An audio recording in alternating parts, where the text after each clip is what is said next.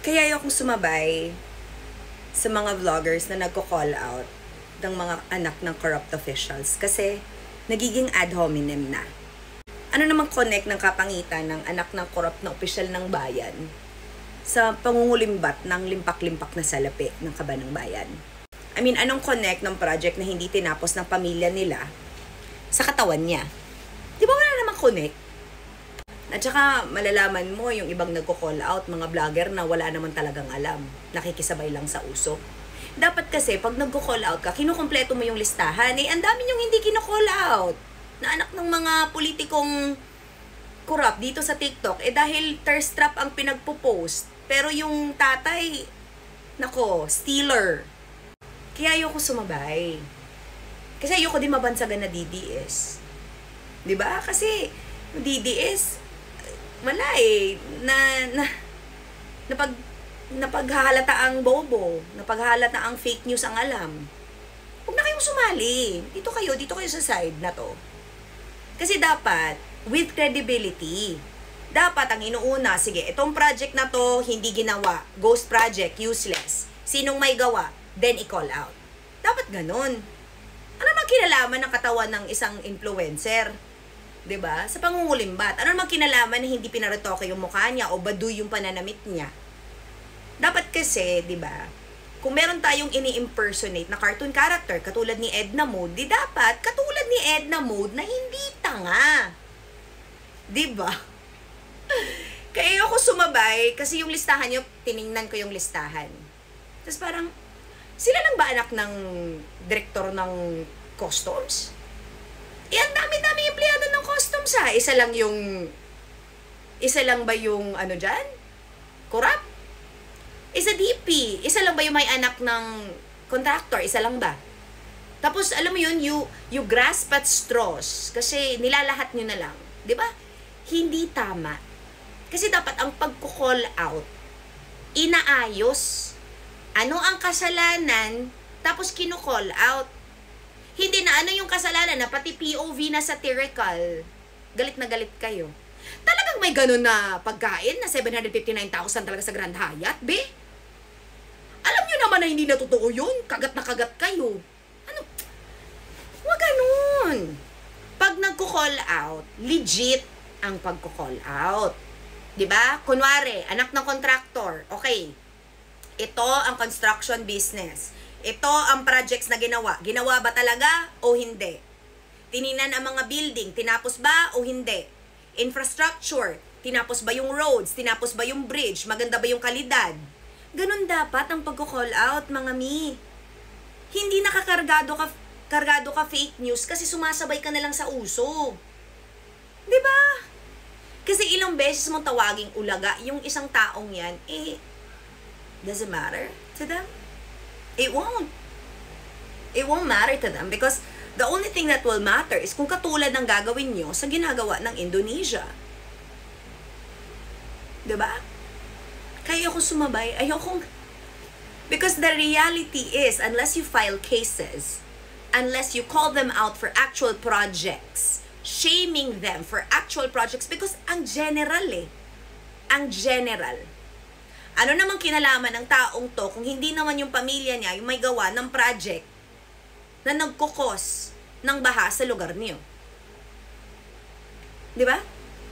And then what? We go to vloggers. We listen to vloggers from like the DDS. Tapos kunwari, sila na talaga yung Biblia. Diyos ko, be, hindi nga matama-tama yung impormasyon sa love life ko. Hindi nga matama-tama ang impormasyon ukol sa buhay ko. Sa national issues pa kaya, na kailangan talaga yung integrity and truth? Yan lang. Kasi kayo, dapat, ganon ang pagko-call out ha. Sa lugar niyo, for example, may road na hindi tinapos. O kunwari, sa alam ko, sa Kitaw-Taw, sa Bukidnon, may road na dapat farm to market road, papunta sa community. Sa community dapat ha, sa Kitaw-Taw. Pero hindi. Niliko doon sa resort. Ganun dapat ang kino-call out. 'Di ba? Hindi yung tinatawag mong baduy kasi head to foot branded pero pangit. Anong connect, mami? Anong connect? 'Di ba? For it to hurt, it must matter. For it to hurt, it must sting. But if it doesn't follow, then it won't. 'Di ba? Gusto niyong sasabay ako. Ano ang aking opinion? Ang opinion ko, who you're calling out, mali-mali. Tinatawag niyong nepo baby, pero since pinanganak, mayaman na hindi naman kailangan ng kaba ng bayan kasi mayaman, ubod ng yaman yung pamilya. Anong connect? Diba? Tapos yung mga kunwari, pasimple-simple, nagpapaka-thirst trap lang dito sa TikTok, pero yung tatay, sobrang corrupt. Wala, hindi pinapansin, hindi nga nasasali sa top 20. Dapat nga top 15, top 10. Diba? Kaya nakakapagod. Kasi dapat pag nagko-call out, hindi sabay sa uso, actual. 'Di ba? Go to your cities, your areas, your regions, look for projects, lalo na kasi may board 'yan. 'Di ba sa kada project ng gobyerno, where does your taxes go? 'Di ba may ganon? 'Di ba may ganon, meron pa yung date kung kailan sinimulan at kailan dapat matatapos. Yan ang i-call out. Hindi yung bad choice ng nepo baby. Diba? At saka pag kinall out lahat, di nyo pa nga sinama yung mga anak ng BIR. Hoy! Kaya alam kong uso lang to. Diba? Kasi unless you do what the Indonesians are doing, that's what matters. When the country is actually worried because people are out on the streets where it matters. Or when you're calling out actually, has truth. Kasi walang problema sa calling out. Go right ahead, but it doesn't sting if it's not the truth. It doesn't really go anywhere if it doesn't achieve anything. Nakakapang-insulto ka lang, di okay. Tapos na, nakulimbat na yung pera ng bayan. 'Di ba? Ang akin lang, nagsasabi lang ako. Of course, the calling out will happen. Pero ayoko sumabay sa uso. Diba? Because at the end of the day, nakikita ko naman na yung kino-call out nyo, may tumatama kayo, pero meron din nagkakamali. Lalo na talaga itong mga DDS na.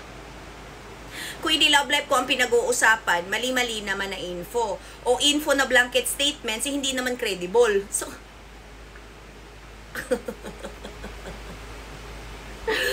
kaya ako sumabay. Kasi pagka maldita ko, hindi naman sabay sa uso. No. Yun lang sinasabi ko, guys. Ha? Pag nagko-call out tayo, legit. Dapat ang kino-call out. Okay? Actual facts and figures. Nilalabas dapat. Ito yung project. Ito yung hindi ginawa. Ito yung company. Diba? Ganon. Kasi at the end of the day, sa haba-haba na listahan nyo, si Diskaya lang yung nandun sa Senate probe. Diba? It should go somewhere. It should achieve something. Hindi na you're just shooting at straws and see what sticks like shit on the wall. Diba? Yun lang. I mean, kasi yun kayo yan eh. Ako kasi, I'm just gonna work on the, on the sidelines. Focusing on what matters. Kasi kung makikipag-away ka sa TikTok, makikipagsabayan ka sa uso na wala namang integridad at kredibilidad, pass. And again, I'm not trying to be a character of Pixar. Is Edna Mode on Pixar ba? But yun lang. Naku, umuulan na naman dito sa Cebu. Sino na naman kaya ang contractor ang i-expose next? Huwag isali ang mga magagaling kasi meron pang natitira. Kahit konti lang sila. Ingat!